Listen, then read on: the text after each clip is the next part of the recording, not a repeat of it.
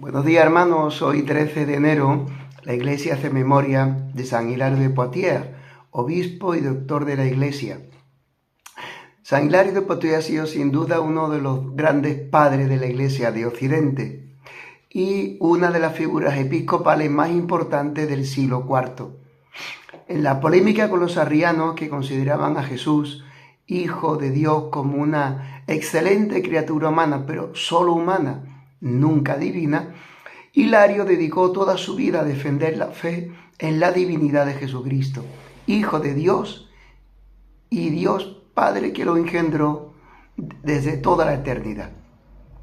No tenemos datos fiables sobre la mayor parte de la vida de Hilario. Las fuentes antiguas dicen que nació en Poitiers, probablemente hacia el año 310 después de Cristo. De familia acomodada, recibió una sólida formación literaria, claramente reconocible por sus escritos. No parece que creciera en un ambiente cristiano, más bien pagano. De hecho, él habla de eso, que fue educado en los ídolos, en la idolatría. Él mismo nos habla de una búsqueda de la verdad que le llevó poco a poco a reconocer a Dios creador y al Dios encarnado que murió para darnos la vida eterna. Bautizado hacia el año 345, fue elegido obispo de su ciudad natal hacia el 353-354.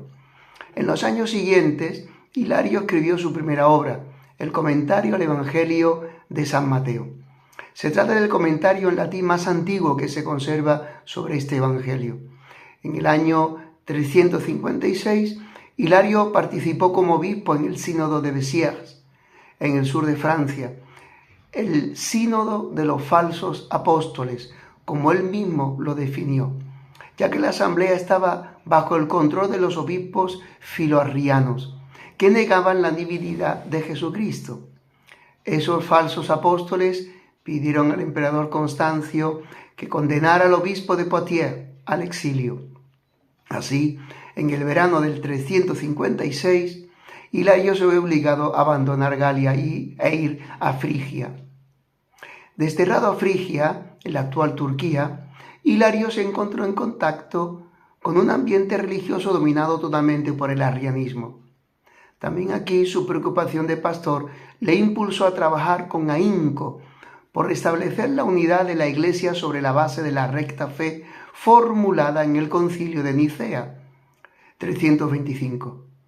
Con este fin, comenzó a redactar su obra dogmática más conocida e importante, De Trinitate, sobre la Trinidad, en la que explicó su camino personal hacia el conocimiento de Dios y se esforzó por mostrar que no solo en el Nuevo Testamento, sino también en muchos pasajes del Antiguo Testamento, en los que aparece ya el misterio de Cristo, la Escritura testimonia con claridad la divinidad del Hijo y su igualdad con el Padre. Tres personas distintas, un solo Dios verdadero. Ante los arrianos, insistió en la verdad de los nombres de Padre e Hijo y desarrolló toda su teología trinitaria basándose en la fórmula del bautismo, que nos dio el mismo Señor, en el nombre del Padre y del Hijo y del Espíritu Santo. El Padre y el Hijo son de la misma naturaleza, y aunque varios pasajes del Nuevo Testamento podrían hacer pensar que el Hijo era inferior al Padre, Hilario ofrece reglas precisas para evitar interpretaciones engañosas. Algunos textos de la Escritura hablan de Jesús como Dios. Otros destacan en cambio su humanidad. Algunos se refieren a él en su preexistencia con el Padre. Otros toman en consideración su estado de anonadamiento, de kenosis, su descenso a la muerte. Otros finalmente lo contemplan en la gloria de la resurrección.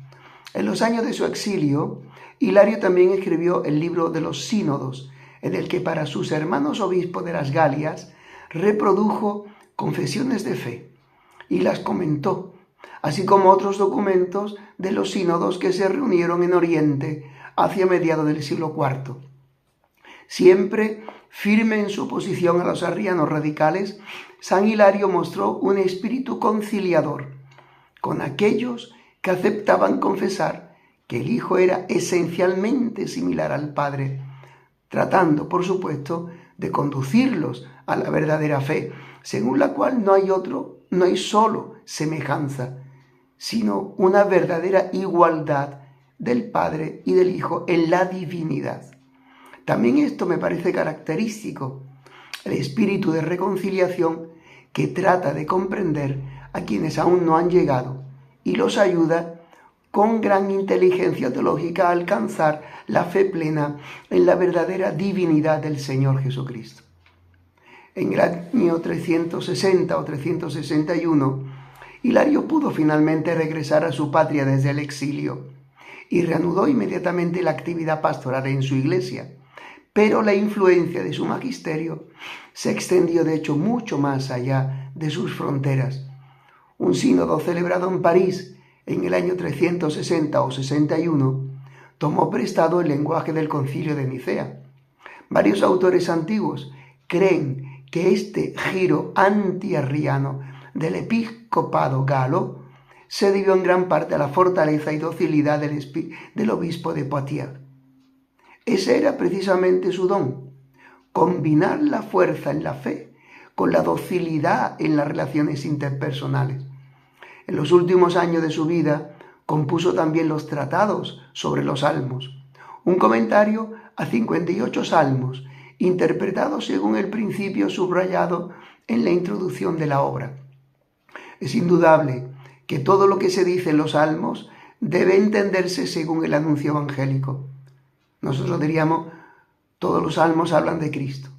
De modo que cualquiera que sea la voz con la que haya hablado el espíritu profético en las Escrituras, todo se refiere, sin embargo, al conocimiento de la venida de nuestro Señor Jesucristo, de la encarnación, pasión y reino, y al poder y gloria de nuestra resurrección. Eso está en la Introductio Salmorum. En todos los salmos vio esta transparencia del misterio de Cristo y de su cuerpo, que es la Iglesia. Hilario conoció a San Martín de Tours en varias ocasiones y parece ser que fue su maestro. San Hilario fue maestro y padre espiritual, podríamos decir, de San Martín de Tours. El futuro obispo de Tours fundó un monasterio junto al lado de Poitiers, que todavía existe. Hilario murió en el año 367. Su memoria litúrgica se celebra en este día de hoy, del 13 de enero. El beato Pío IX lo proclamó doctor de la Iglesia Universal en 1851. San Hilario de Poitiers ruega por nosotros. ¡Feliz día, hermanos!